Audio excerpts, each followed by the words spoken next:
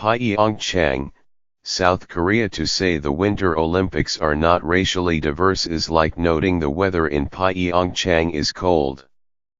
This is not surprising. The Winter Games have deep Scandinavian roots, and draw athletes from the colder, predominantly white, and often wealthy regions of the United States, Germany and Austria. But looking across social media as the games pick up, some of the biggest stars have been an unexpectedly diverse group.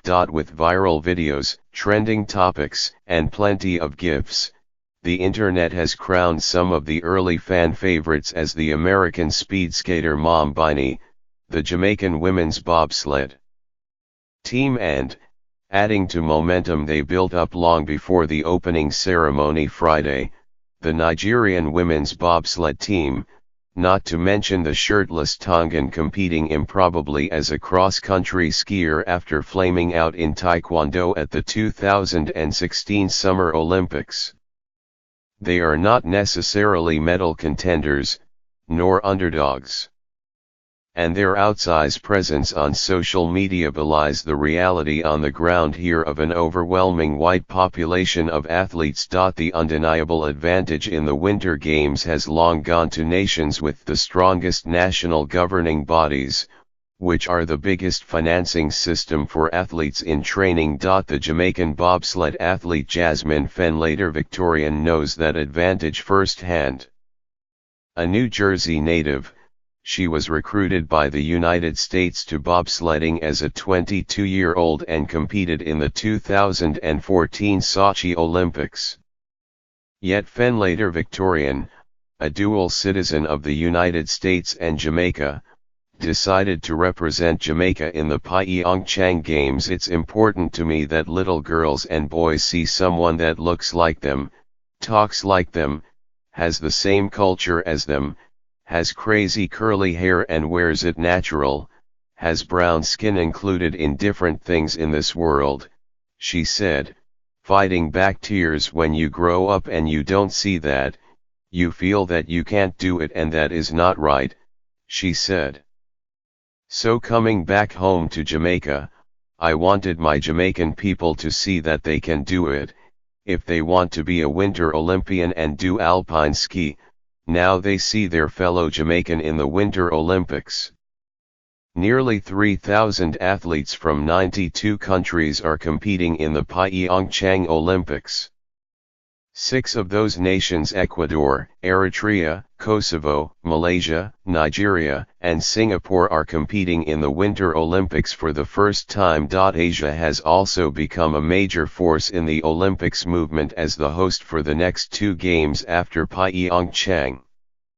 The next Summer Olympics will be held in Tokyo in 2020, and the next Winter Olympics will be held in Beijing in 2022. For its part, the United States Olympic Committee said that its team is the most diverse it has fielded at a Winter Olympics. Of the 243 athletes, 10 are African American and 10 are Asian American. The USOC does not release data on other racial and ethnic groups because the national governing bodies for individual sports collect and report the data and have done so inconsistently. The sports ask but do not require athletes to report their racial and ethnic identities. Jason Thompson, the Director of Diversity and Inclusion at the committee, said progress has been made in fielding a more diverse team, but that more needs to be done to recruit athletes across racial and ethnic groups. I think we're not where we want to be, he said, but it's a huge jump to show that winter sports are for everybody. The sports that have seen the biggest increase in diversity are those drawing so-called crossover athletes, those talented in one sport who adapt to a new one. Sometimes it's just that they haven't been introduced to the sport, Thompson said. Many bobsled athletes, for example, are former elite track sprinters. This year's delegation includes Erin Jackson, the first African-American woman to qualify for the United States long track speed skating team, and Jordan Greenway, the first black hockey player on the men's team. Biny, an effervescent 17-year-old and the first African-American woman to compete for the United States in speed skating at the Winter Olympics, has quickly become a social media darling. She was born in Ghana and moved to the United States at the age of 5. She learned how to skate soon after, but her coach told her father she was too fast for figure skating. So she enrolled in speed skating. I think it finally hit, Biney said at the opening ceremony. I'm actually here at the Olympic Games. Holy cow. It's awesome. On January 3, Biney tweeted her thanks to the real MVP, Shani Davis, who is competing in his 5th Olympics.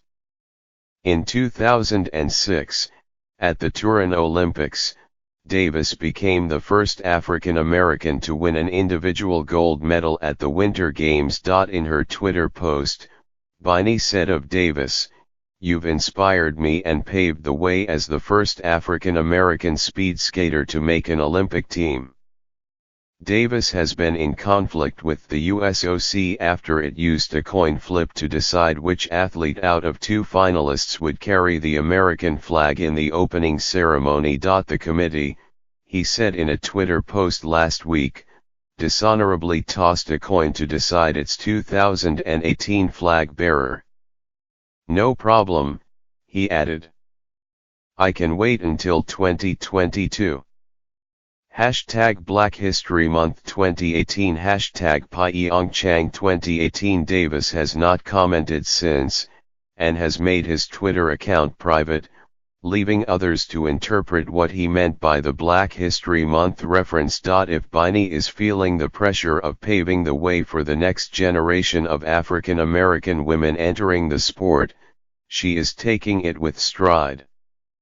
She was full of laughter on Saturday shortly after securing her spot in the final 16 in the 500 meters. I'm just ready to get out there on Tuesday and let it rip, she said. 13 athletes from 8 African nations will be competing in South Korea, the largest representation of athletes from African nations in any Winter Games.